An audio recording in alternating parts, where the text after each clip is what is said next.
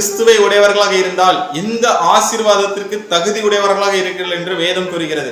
கலாத்தியர் 3ஆம் அதிகாரம் அதனுடைய 29ஆம் வசனம் இவ்விதமாக கூறுகிறது, நீங்கள் கிறிஸ்துவின் உடையவர்களாக ஆனால் ஆபிரகாமின் சந்ததியாயும் வாக்குத்தத்தத்தின்படி சுதந்திரமாயும் இருக்கிறீர்கள் என்று கூறப்பட்டிருக்கிறது.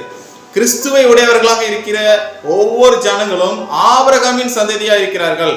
அவர்கள் வாக்குத்தத்தத்தின் பிள்ளைகளாக இருக்கிறார்கள். அதாவது ஆபிரகாமின் சந்ததி என்றால் தெரிந்து கொள்ளப்பட்ட சந்ததி, தேவனால் தெரிந்து கொள்ளப்பட்ட சந்ததி. ஆதாமை தேவன் படைத்தார், ஆனால் ஆதாம் மூலம் நிறைய ஜனங்கள் உண்டானார்கள். ஆனால் தேவன் யாரை தான் தெரிந்து கொண்டார்? ஆபிரகாம் என்கிற ஒரு மனிதனை தான் தெரிந்து கொண்டார். அதே போல நீங்கள் கிறிஸ்துவை உடையவர்களாக இருந்தால் நீங்கள் தெரிந்து கொள்ளப்பட்டவர்கள். நான் உங்களை தெரிந்து கொண்டேன், நீங்கள் என்னை தெரிந்து கொள்ளவில்லை என்று ஆண்டவராக இயேசு கிறிஸ்து விதமாக யோவான்ல கூறுகிறார்.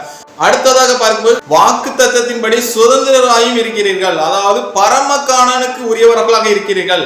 நாம் பார்க்கிறோம், ஆபிரகாமை தெரிந்து கொண்டார், அவனுடைய சந்ததியை கானான் தேசத்துக்கு அழைத்து கொண்டு போனார்.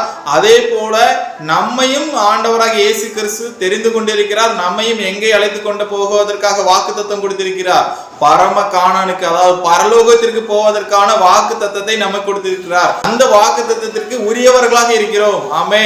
இந்த ஆசீர்வாதத்தை நீங்களும் பெறவில்லை என்றால் இன்றைய ஆண்டவராக இயேசு கிறிஸ்துவை நோக்கி கூப்பிடுங்கள். ஆண்டவரே, என்னையும் தெரிந்து கொள்ளுங்கள், நானும் அந்த வாக்குத்தத்தின் பிள்ளையாய் மாற வேண்டும் என்று உங்களை நீங்கள் ஒப்புக் கொடுங்கள். அப்போதுதான் இந்த ஆசீர்வாதத்தை நீங்கள் பெற்றுக்கொள்ள முடியும். தேங்க்யூ. God bless you.